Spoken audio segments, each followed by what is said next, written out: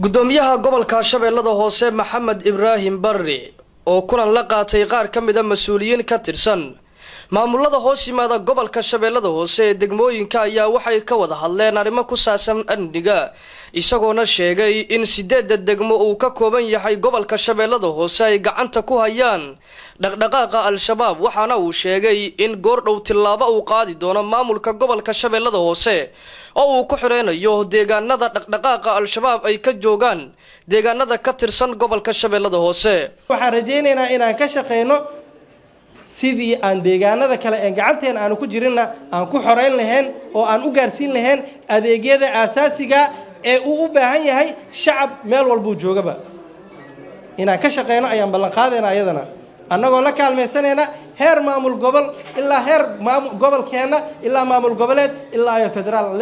la kaashanayna ayaan jecelnahay in ay noqoto goboladaas ama deegaanadaasi hoos gacanteena aan ku jirin gacanteena soo ku soo noqon laha shacabkana loo qaadi laha dulmiga iyo gumeysiga lagu hayo ay u ahaalaan shacabkaasi mid asaga ismaamula ka shaqeeya maslaxadiisa mid dadkiisa ka shaqeeya noqon laha Maxamed Ibrahim Barri gudoomiyaha gobolka Shabeellada Hoose oo sii hadlayay ayaa waxa uu sheegay in maamulka gobolka Shabeellada Hoose ay wadaan sidii isbaarooyinka yaala deegaanada qaar ee gobolka Shabeellada Hoose ay kaga qaadi lahaayeen isla mar ahaantaana shacabka deegaanadaasi ku dhaqan ay nabad kugu noolaan lahaayeen halka waxaan rajaynaynaa inaan ka shaqeyno dhanka horumarinta deegaanka ee wadooyinka ahaadaan kaabayaasha dhaqaalaha maxalla deegaan walba uu leeyahay wadooyinka isku xira degmooyinka gobolka Shabeellada Hoose ilaa koonfur galbeed ku xira ilaa gobolada dalka kale oo dhan ku xira inay noqdaan kuwa nadiif ka ah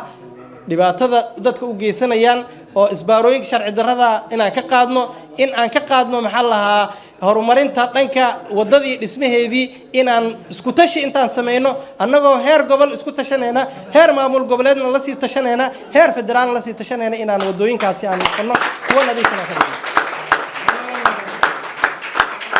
horumarinteedana aan ka shaqeyno sidoo kale waxaan doonaynaa inaan ka shaqeyno amniga deegaanada annaga aan maamulno oo gacanteena ku jiro inaan sugno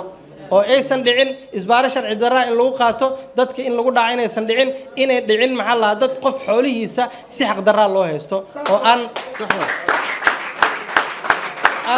aynu noqono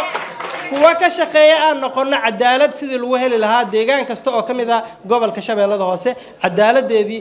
rasmiga ah inay soo laabato ayaan ka shaqeynaynaa insha Allah annagoo isticmaalayna sidaan ku dhisi lahayn maxkamadihii gobolka uu lahaa ay ahaadaan kuwa ku shaqeeya gobolka Shabeellada Hoose dhexdiisa oo mid walbaba ay leedahay maxkamadii degmaha ahaato rafaankii ahaato ilaa iyo qaybta ugu sareyso maxkamadihii gobolka ay ahaadaan mid shaqeynayaan ayaan rajaynaynaa sida ugu dhaqsaha badan inaan ku shaqeysiino insha Allah Cabdixakiim Xasan Axmed KGS TV Muqdisho ha hilmaamin subscribe iyo like